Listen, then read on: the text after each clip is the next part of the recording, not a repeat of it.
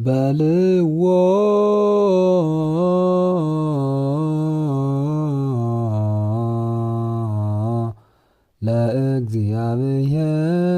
ለእግዚአብሔር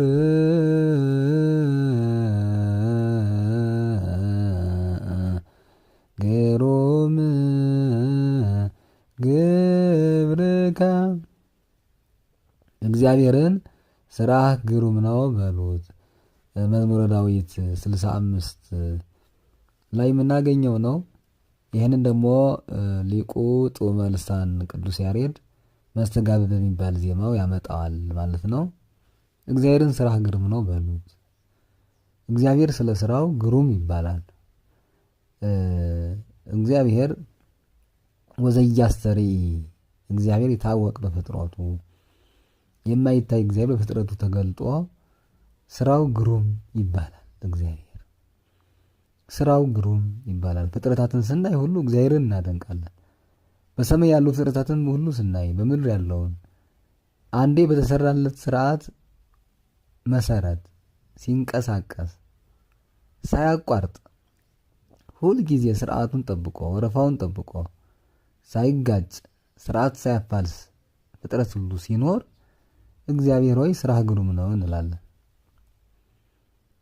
ፍጥረት ሁሉ መፈጠራቸው ስለ ሁለት ነገር ነው። የመጀመሪያው ለአንክሮ ለተዘክሮ፣ ሁለተኛው ለምግበ ስጋ ለምግበ ነፍስ። ፍጥረታት በሙሉ ይሄ ነው ዓላማቸው፣ ሌላ ዓላማ የለም። አንክሮ ተዘክሮ ማለት እግዚአብሔር መኖሩን ለማሰብ እንደገና የእግዚአብሔር ስራ ለማድነቅ የመጀመሪያው ይሄ ነው። ሁለተኛው ደግሞ ለነፍስና ለስጋ ምግብ የሆኑ ዘንድ ነው ፍጥረታት የተፈጠሩት። ሌሎች ፍጥረታት ማለት ነው ከሰውና ከመላእክት ውጭ ያሉት። ስለዚህ እግዚአብሔር ግሩም ነው በስራው።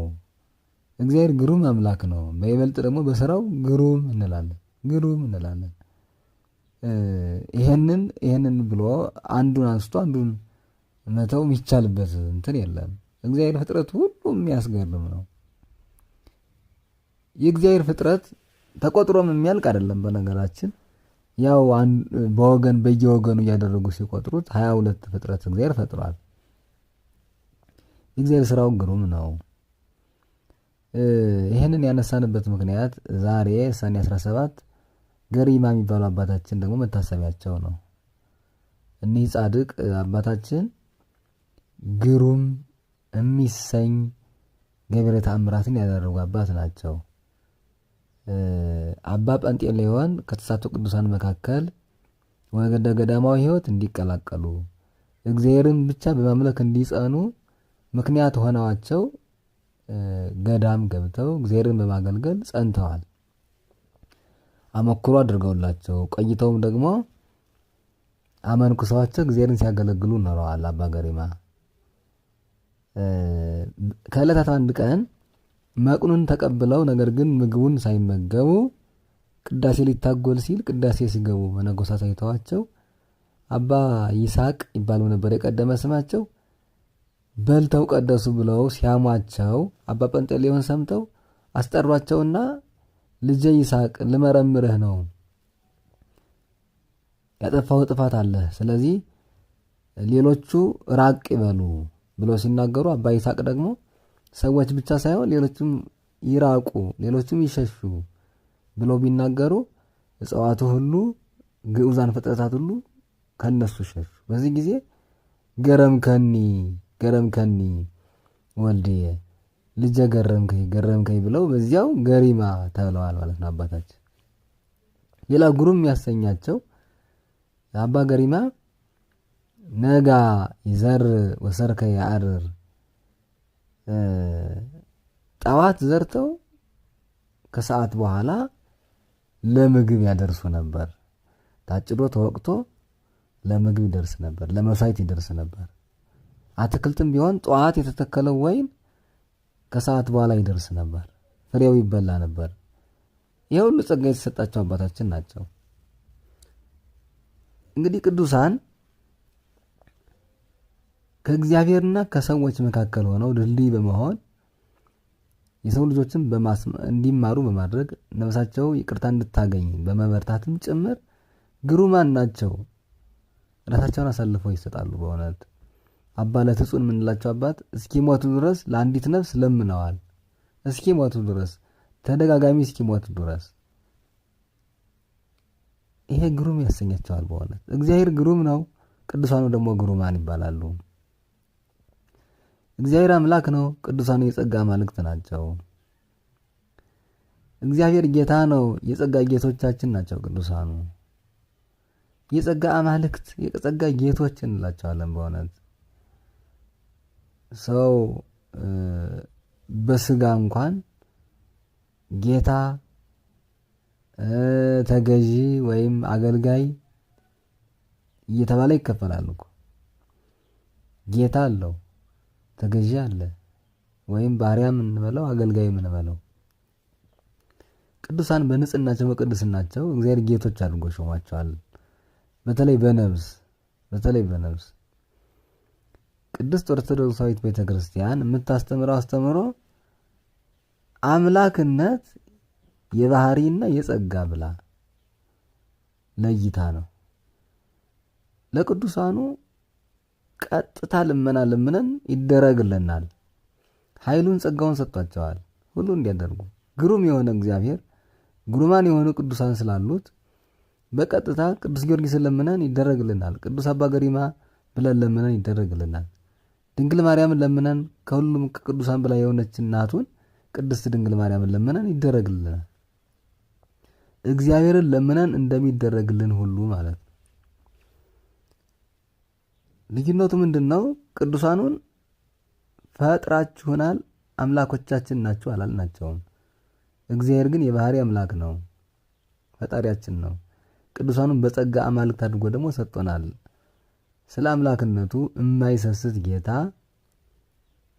የማያመልኩትን እንጂ በጸጋ በአምልኮ በቅድስና በንጽህና የበረቱትን የተጉትን የጸጋ አማልክትነትን የጸጋ ጌትነትን የሚሰጥ እግዚአብሔር የማይሰስት ጌታ አምላክ የጸጋ አማልክት አድርጎ ሰጥቶናል። በዚህ ግሩማን እንላቸዋለን። ግሩማን ይባላሉ በእውነት። እስኪ የእኛን ግሩምነት እንየው። እስኪ እኛ በምን ይሆን ግሩማን የተባልነው? እስኪ አስቡት። በዚህ ዘመን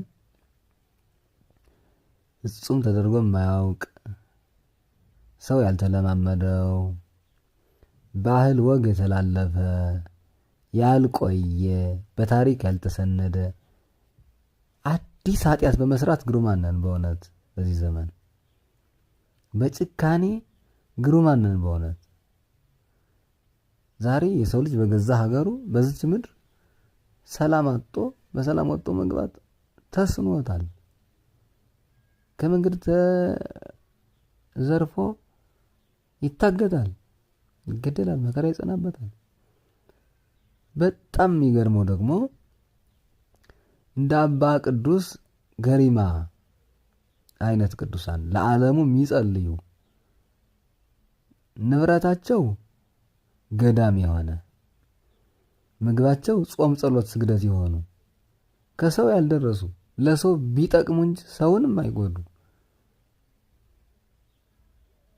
በምንም መልኩ ያልተጋፉን ይሄ የኔ ነው አላሉን። ራሳቸውን ችለው ከእግዚአብሔር ጋር የሚኖሩ ቅዱሳን እንዴት ይገደላሉ? እንዴት መከራ ይቀበላሉ? ገዳም እየገባ እንዴት ከእግዚአብሔር የሚያገናኙን ቅዱሳን የሚገድል ትውልድ ይፈጠራል? አሰባችሁት? የትውልዱን ርጉምነት በርጉምነት ግሩማን የተባልን በእውነት በርጉምነት በተቃራኒው የሆነ ውድድር ላይ የታችሁ ከሆነ ለምሳሌ የድምጽ ውድድር ሲያደርጉ እኔ እሱን ላነሳው ፈልጌ አይደለም፣ ምሳሌውን ነው። አይዶል ላይ ሲወዳደሩ በተቃራኒው ሰምታችኋል። ባስቀያሚው ተብሎ የሚሸለማል። ባስቀያሚው በማስቀየም አንደኛ በመሆን ማለት ነው። የኛ ግሩምነት እሱ ነው። ለእግዚአብሔርም ለሰውም አስቀያሚዎች በመሆን በተቃራኒው ግሩማን ይሆን ፍጥረት ብንኖር በዚህ ዘመን ያለን ፍጥረታት ነን። በእውነት የሰው ልጆች ነን። የሚፈራ የሰው ልጅ አራዊት አይፈራም። ሌሎች ፍጥረታት አይፈሩም። ስጋት የሆነ የሰው ልጅ ለሰው ስጋቱ ሰው በቃ ድሮ የሰው ድምፅ ሲሰማ አረ ሰፈር ደርሻለሁ ከሰው ደርሻለሁ ይል ነበር። ሰው በበረሃ በመንገድ ሲሄድ ሰው አግኝቻለሁ እንግዲህ ብሎ ይረጋጋ ነበር። ከፍርሃቱ ይድን እንትን ይል ነበር፣ ይጽናና ነበር የሰው ልጅ። ዛሬ የሰው ድምፅ ሲሰማ የሚደነግጥበት ሆኗል ማለት ነው። በተቃራኒ ምን ያደርገኝ ይሆን? በቃ ምድሪቱን እጅግ አስጨነቅናት። ከእግዚአብሔር ሕግ በመውጣት ፍጹም ግሩማን ሆን የእግዚአብሔር ወገኖች። በእውነት ግሩሙ እግዚአብሔር ግሩማን የሆኑ ቅዱሳኑ በኖሩባት ዓለምን ባስተማሩባት በዚያች ጎዳና መኖር ተሳነን። እንዲያው ግሩም መሆን እንደ ቅዱሳኑ ለሰው መትረፉ ግሩም መባሉ ይቅርና እንዲያው ህሊና የሚባል የተስተካከለ ህሊና ሚዛናዊ የሚባል ትንሽ መራራት የሚባለው ነገር የጠፋ በእውነት የጠፋ ሰው በሰው እንዴት እንዲህ ሆነ? አዲስ ድንቃ ድንቅ የሚመዘገብ ኃጢአት በአዲስ ሆኖ የማያውቅ ነው የምንሰማው በየጊዜውና በእውነት እግዚአብሔር እንዲታረቀን የእግዚአብሔር ፈቃድ የሆነ ወገኖች። ግሩም የተባሉ ቅዱሳኑ የቅዱስ አባ ገሪማ በረከታቸው ይደርብን። እግዚአብሔር ግሩም ነው፣ ስራው ግሩም ነው በሉት እግዚአብሔርን። እግዚአብሔር ግሩም ነው የሚባለው ደግሞ በቅዱሳኑም ጭምር ነው። እግዚአብሔር ግሩም የሚባለው እግዚአብሔር የባህሪ አምላክ ሆኖ የጸጋ አማልክት ቅዱሳኑን እያየን በእነሱ ስራ በእነሱ ገቢረ ተአምራት ነው ወይ ግሩም የምንለው ወይ እግዚአብሔር ይህንን ፍጥረት ይህንን ቅዱስ አድርገህ የሰጠህን ይህንን አማላጅ አድርገህ የሰጠህን እግዚአብሔር ግሩም ነው ስራህ ብለን የምንደነቅባቸው ቅዱሳኑ ናቸው በእውነት። እና እንዲያው ከዚህ በተቃራኒው ከቆምንበት የአስቀያሚነት ግሩምነት ግሩማን አስቀያሚዎች ከመባል ወጠን እንዲያው ለራሳችንን ነፍሳችንን ከእግዚአብሔር እንድናስታርቅ እግዚአብሔር ለሁሉም ማስተዋሉን እንዲሰጠን ወደ ቀልባችን ወደ ልቦናችን ወደ ማንነታችን ወደ ሰውነታችን እንዲመልሰን ፈቃዱ ይሁን። በእውነት ምን እንላለን? ተቃራኒ እኮ እየሆነብን ነው። በተለይ በቅድስት ኦርቶዶክሳዊ ቤተክርስቲያን ያለፉ ቅዱሳን ገድላቸው ታምራቸው ግሩማን የሚያሰኛቸው ነገር እንደ ሰማይ ከፍ ያለ ልዑል ሲሆን የኛው ደግሞ እንደ መትሕተ ኃጢአት የወረደ ፍጹም የኃጢአትን አበጋዝ የዚህን ዓለም ገዢ የሚያስመስል ወደሱ የዲያብሎስ ልጆች የሚያስመስለን ስራ ምን ሰራበት ዘመን ሆኗል። የሰው ልጆች በጥቅሉ ማለታችን ነው። እንዲህ ስንል የሚመለከታቸውን ለማንሳት ያህል የክፋትን ጥግ ለማንሳት ያህል እንጂ ሁላችንም በዛ ደረጃ ነን ለማለት አይደለም ወገኖች። ነገር ግን የሰው ልጅ እንዲህ እስከጨከነ ድረስ ዞሮ የሰው ስህተቱ የሰው ጭካኔው የሰው በአስቀያሚነት ግሩም መሆኑ ሰው ስለሆንን ስለሚገርመን በዚህም ደግሞ ስለ ሰው እንድንለምን እንደ ቅዱሳኑ ይብዛም ይነስም ሰው ከእግዚአብሔር እንዲታረቅ ስራ እንድንሰራ ነው ይሄን ያነሳ ነው። የበረታ ነው። በጸሎት እንበርታ፣ ሌሎችን እናስብ። ያልበረቱትን ወደ ቀልባቸው ያልተመለሱትን በጥፋት ጎዳና ያሉትን እግዚአብሔር እንዲመልስልን በቻልነው ሁሉ እንበርታ። ስንጸልይ ለሁሉም እንጸልይ።